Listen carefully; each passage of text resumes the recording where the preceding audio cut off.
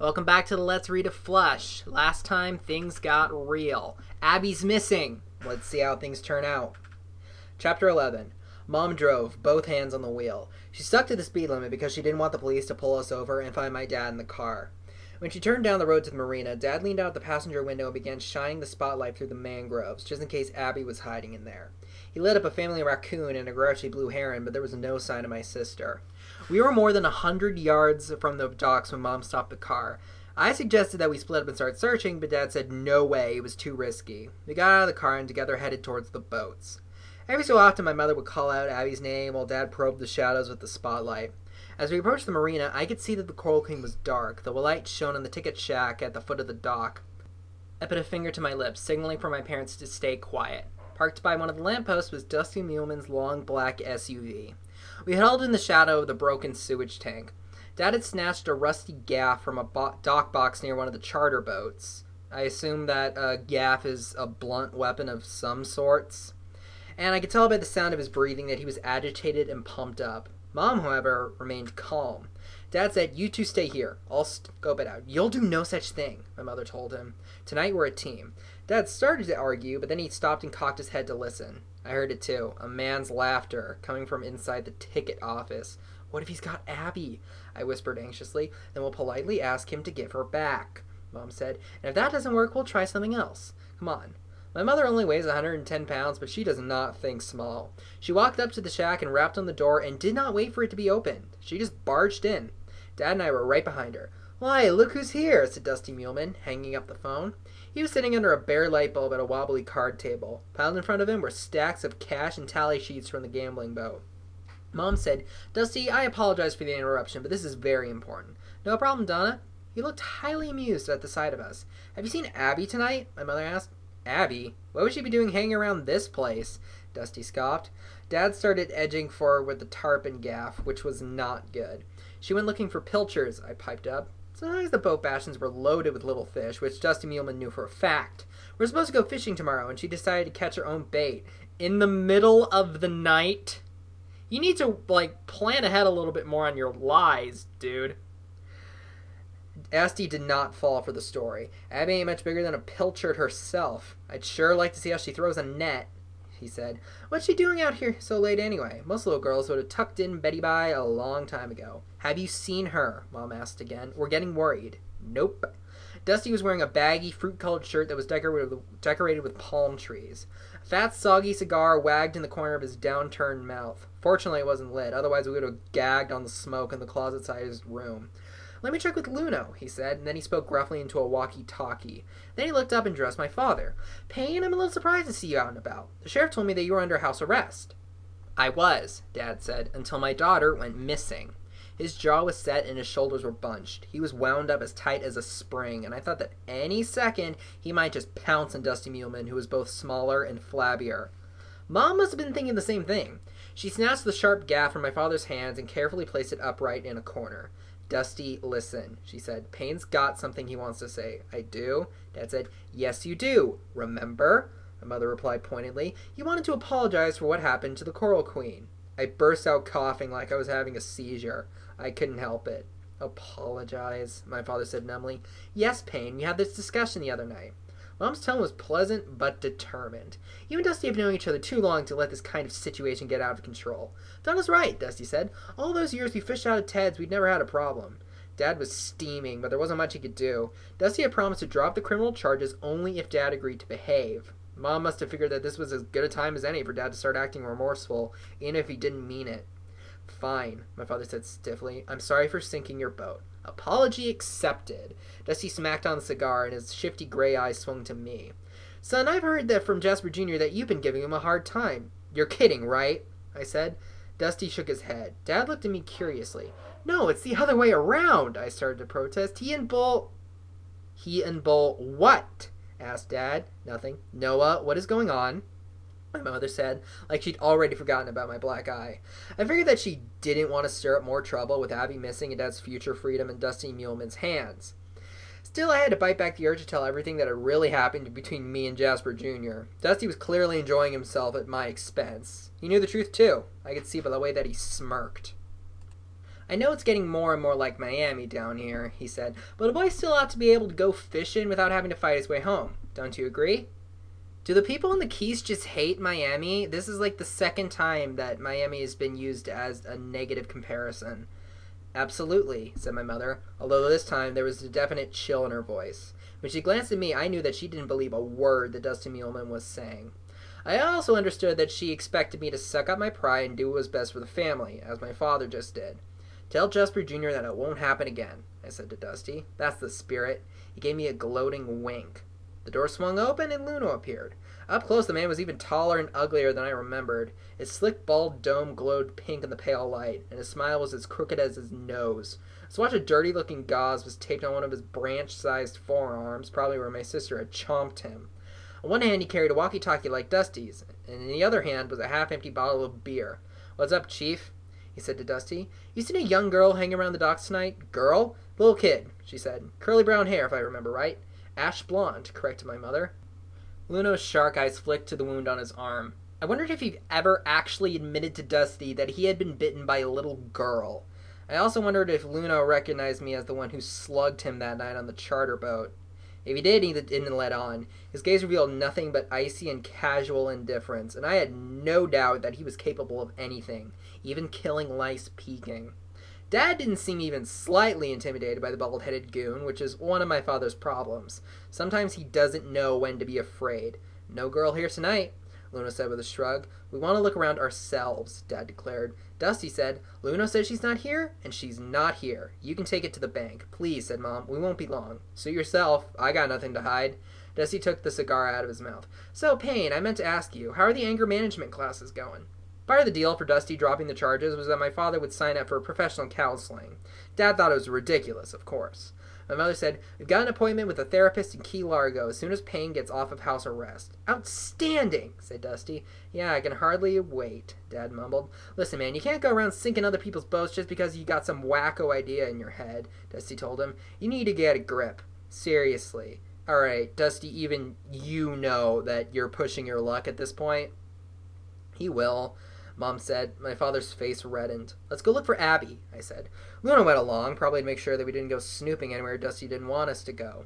We traipsed from one side of the basin to the other, up and down the charter docks. Dad and Mom kept shouting my sister's name, but the only response was some crazed dog barking their head off, a big old German shepherd that one of the captains kept chained on his boat. When we returned to the ticket shack, the light was off and Dusty was gone. Luna leaned against the fender of his beat-up station wagon and folded his beefy arms. "See? Girl no here," he said. "You go away now." Is he supposed to have, broken English? Because this is the first indication that that's the case. Mom and I turned to leave, but Dad didn't move. He stood there nose to nose with Dusty's goon. It was too dark to make out their expressions, but the tension in the air was like the hot static buzz you feel right before a clap of thunder. "If anything happened to my little girl," Dad warned in a low voice, "I will be back for you and your boss man." Luna grunted out a harsh chuckle and then rasped something in a foreign language. Whatever he said, it didn't sound like he was the least bit worried about my father's threat. Mom spoke up. "Payne, let's go." Being a sensible person, she was nervous in Luna's presence. "Payne, please," she said again. "It's late." Slowly, Dad pivoted his shoulders and began walking away. Feeling the heat of Luna's glare, the three of us trudged down the dirt road. Mom and I kept swatting at mosquitoes that were buzzing around my father, who hadn't bothered to use the bug spray. He didn't seem to notice the annoying little bloodsuckers, or maybe he didn't care. Once we were safely inside the car, my mother took a deep breath and said, "All right, Noah, where should we look for your sister now?" Unfortunately, I didn't have a plan B. I had been so sure she'd gotten to spy on the Coral Queen that I hadn't even considered any other possibilities. "Let's just drive," Dad said grimly, fiddling with the switch on the spotlight. In the glow from the dashboard, his face appeared to be covered with odd black freckles, but then I realized that there were actually more mosquitoes, too gorged with blood to fly away. "Maybe Abby went home already," I said hopefully. "She's probably already back in bed, sleeping like a log." Mom nodded. "Yeah, that's where we should go next. She'll worry if she sees that my car is gone." "And if she's not there, what do we do then?" Dad asked. "Then we'll call the police, Payne," my mother said with a hitch of anger. There wasn't much to discuss after that. Mom drove slowly up the dirt road, away from the marina. Dad couldn't get the spotlight working, so he started cussing and pounding on it with the heel of his hand. Finally, he just gave up and flipped on the radio. My mother had to make a wide turn onto Old Highway to avoid hitting a possum. She stepped on the gas and rolled down the windows to blow out the bugs. Dad was sunk down in the passenger seat, his head bowed. Mom was humming some old Beatles song, trying to act if she wasn't all that worried, but I knew better. She was doing 52 in a 30-mile-per-hour zone, which for her was a speed record. We had gone maybe a mile or two when I spotted the flash of something in the distance along the side of the road, something larger than the usual Keys critters. "Mom, slow down!" I said. "What?" My father looked up. "Donna, stop!" he exclaimed. "Oh, for heaven's sake," Mom said, and hit the brakes. Together we broke out laughing, all three of us, in pure relief. There in the headlights stood my little sister. She was wearing her backpack, her white Nikes with the orange reflectors on the heels, and, hanging from a shoulder strap, our video camera. Her bare legs glistened with insect repellent. As always, Abby was well prepared. She grinned and stuck out a thumb. "How about a ride?" she called out. Chapter 12. My parents were so thrilled to find Abby that they didn't even pretend to be mad at her for sneaking out the bedroom window. They made us go to bed as soon as we got home, but she was up early the next morning, insisting on showing the videotape she'd made at the marina. I was impressed by what my sister had tried to do, but she's no Steven Spielberg. I mean, yeah, clearly, she's not nearly liberal enough. The tape was so dim and shaky that it was impossible to see what was going on. Abby was bummed. She scooted closer to the TV and pointed at the fuzzy image. "There's the hose. See, they're dropping it right in the water." Dad asked, "Honey, where are you hiding? Up a telephone pole?" "Tuna tower," my sister said over her shoulder.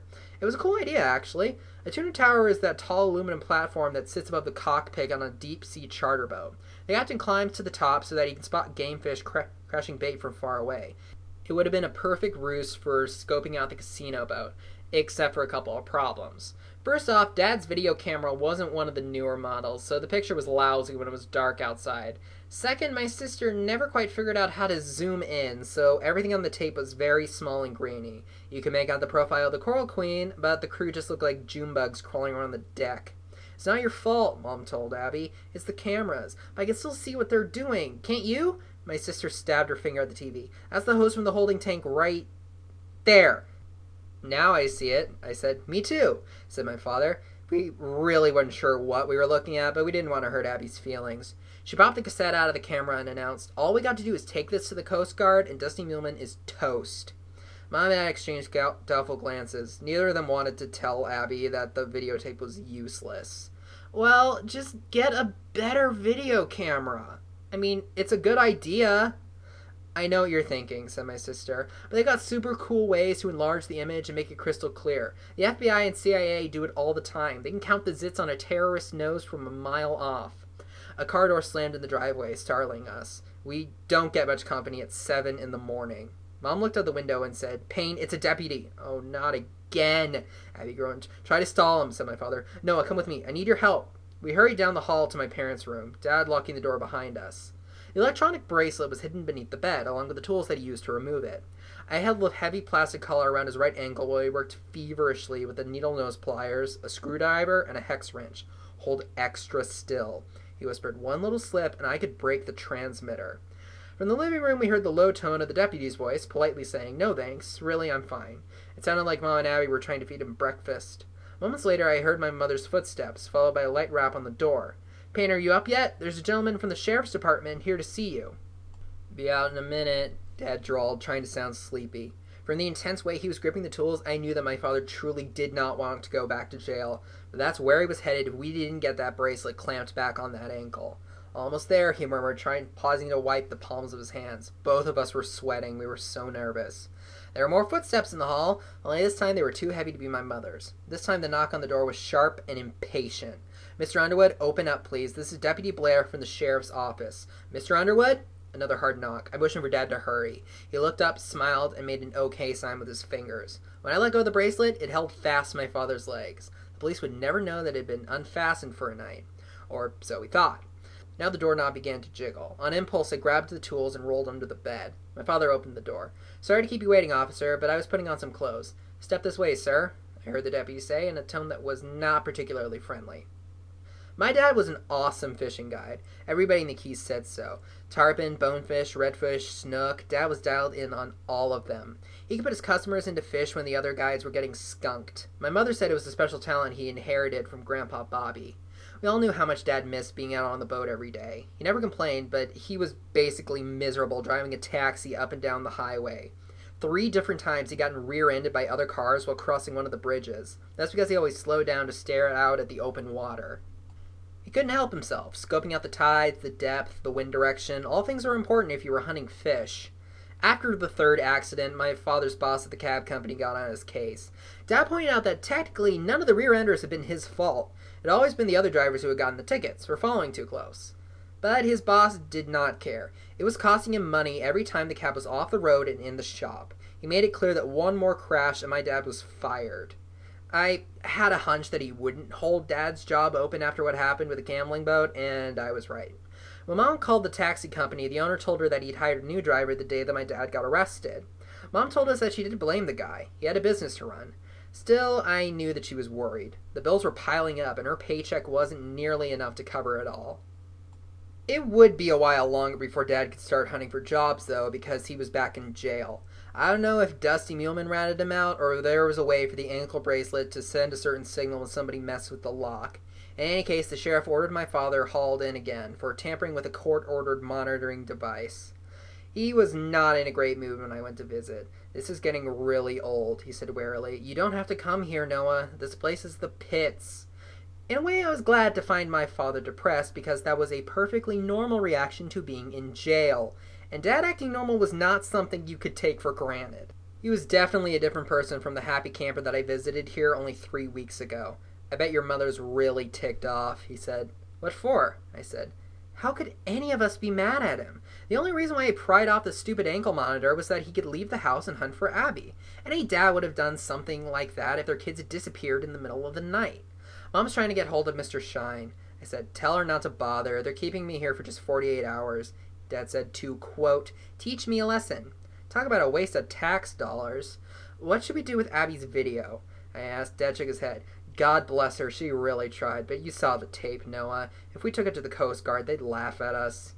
He was probably right. "Which is why you should go rent a better camera or something." Hello? "So what now?" I asked, and mentally I tried to brace myself for whatever new scheme my father had dreamed up. He cut a dark glance toward the broad, jowly deputy who was leaning against the door. The man was thumbing through a motorcycle magazine, but I assumed he was listening to everything we said. "It's over, Noah," my father said with a sigh. "I'm done with Dusty and the Coral Queen. I just want to come home and live a quiet, semi-normal life." "Really?" "Really." I searched his face for some familiar hint of mischief, but it wasn't there. "I know when I'm beat. I know when the ball game is over," Dad said. If he was putting on an act for the babysitter deputy, it was a good one. He looked tired and fed up, and his voice rang flat with defeat. "Abby's little adventure was the last straw," he said. "She risked her neck just to prove that I was right about the casino boat. But you know what, Noah? Being right isn't worth squat if you're endangering the people that you love. If anything bad had happened to your sister last night, I'd never forgive myself. Ever." I started to think about what Luno might have done if he had caught Abby sneaking around with the video camera. Dad leaned forward and lowered his voice. "Look, I wasn't trying to be some kind of hero when I pulled the plugs on Dusty's boat. I was just trying to stop him from using the ocean as a cesspool. And it backfired, okay? So now, time's up." The deputy slapped shut his magazine. My father squeezed my arm. "Things will be different when I get home. That's a promise, Noah." I left the jail with mixed-up feelings. I wanted things to be different at home for Mom's sake, but I sure didn't want Dad to make himself into a whole different person. Yet maybe there was no other way. Later, Abby and I packed a lunch and rode our bikes down to the Thunder Beach. It was one of those bright, hazy days with no horizon, when the sea and sky melt together in some pale blue infinity. The heat rippling off the dead calm water made the lighthouse seem to flutter and shimmy in the distance. We sat down on the warm sand and ate our sandwiches and shared a bottle of water. I tried to gently tell Abby the truth about her videotape, but she was one step ahead of me as usual. "It stunk, I know," she said. "I already erased it. You had a cool plan. It's not your fault it didn't work out. Yeah, that's why we should get a better camera." When I told her about what Dad had said at the jail, she got quiet for a while. Finally, she said, "So that's a good thing, right? Him promising to behave? I guess, sure." A cherry-red speedboat went tearing past the beach, then made a tight circle and roared back in our direction. The driver was a muscle-bound guy with enough gold hanging from his neck to make it impressive that he could sit up straight. He slowed to an idle and shouted something to a large blonde woman who was sunning herself alone about 50 yards from Abby and me. The speedboat's engine was so loud that we couldn't make out what he said, but the woman got up and sweetly motioned for him to come closer. And when he did, she beamed him with a beer can. Whoa, baby, Abby exclaimed. She can play quarterback for the Dolphins. I think I know who that is, I said. Who else but Shelly? Da-da-da-da-da-da. The speedboat took off at full throttle, the driver heaving the beer can over the side. When he rooster-tailed past us, he was scowling and rubbing his forehead. You know that lady? Oh, don't tell me. Abby peered curiously at the blonde sunbather. We were too far away to be able to see the barbed wire tattoo or the hoops in her ears. Follow me, I told my sister. Shelly was shaking the sand off her towel when we walked up. She was wearing a neon yellow swimsuit and round mirror sunglasses. She was wearing an itsy-bitsy teeny-weeny yellow polka dot bikini, which she wore for the first time today. Her face was smeared with so much zinc oxide that it looked like she'd fallen nose first into a frosted cake. Well, if it isn't the amazing young Underwoods, she said. What did that guy in the boat say to you? Abby asked with her usual bluntness. He asked me for a date, sort of, said Shelly, but he needs to work on his manners. You sure nailed him good, I remarked. Trust me, he deserved it. She winked at Abby. Now, if he was Brad Pitt and not some loser gym monkey from Lauderdale, that would be a different story. I'd be sitting beside him right now, speeding off to Bimini. I told Shelly that Dad was back in jail. That really bites, she said. You guys want something to drink? Abby took a Coke, but I said no thanks. I noticed that the beer can Shelly used to clobber the speedboat driver was floating about 20 yards off the beach.